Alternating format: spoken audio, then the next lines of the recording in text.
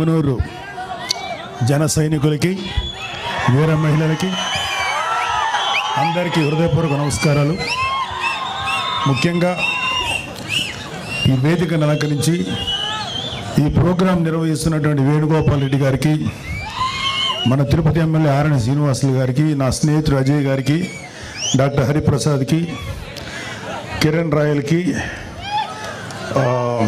కోట వినుత, కీర్తన, నాగేంద్ర, సుభాషిణి, అలాగే పొంగునూరు చిన్న, నరేష్, రమణ, విరూపాక్షి, మీ అందరికీ హృదయపూర్వక ధన్యవాదాలు, అభినందనలు తెలియజేస్తున్నాను. మొదట నేను పెద్దగా స్పీచ్ ప్రిపేర్ అవ్వలేదు, కానీ కొన్ని విషయాలు మీతో షేర్ చేసుకోవాలనిపించింది. సో చాలాసార్లు చాలా వేదికల్లో అందరూ చెప్పిన మాట మళ్ళీ ఇంకొకసారి మీతో గుర్తు చేస్తున్నాను. కూటమి ప్రభుత్వం వచ్చి 7 నెలలు అయింది.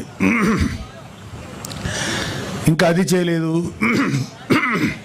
ఇంకా అది చేయలేదు, ఇది చేయలేదు, ఆ స్కీమ్ రాలేదు, ఈ వెల్ఫేర్ స్కీమ్ రాలేదని నోటుకు వచ్చినట్లు వాగే వైసీపీ గూండాలకి, కుక్కలకి, వైసీపీ సన్నాసులకి ఒక విషయం చెప్పు. వృద్ధులు, వితంతువుల పెన్షన్ ఒకేసారి 1000 పెంచి 4000 1వ తేదీనే వాళ్ళ ఇళ్ళ దగ్గర ఇస్తున్నాం. దివ్యాంగులకి రెట్టింపు పెన్షన్ అందిస్తున్నాం.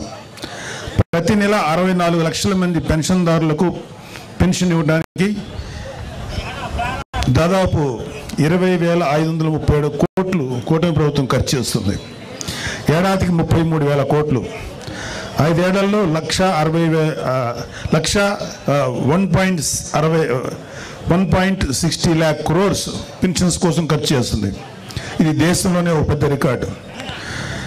గత జగన్ ప్రభుత్వం మొదటి 4 నెలల్లో పెన్షన్ 250 రూపాయలు పెంచడం తప్ప మరి ఏ ఇతర నవరత్న హామీలను కూడా అమలు చేయలేదు.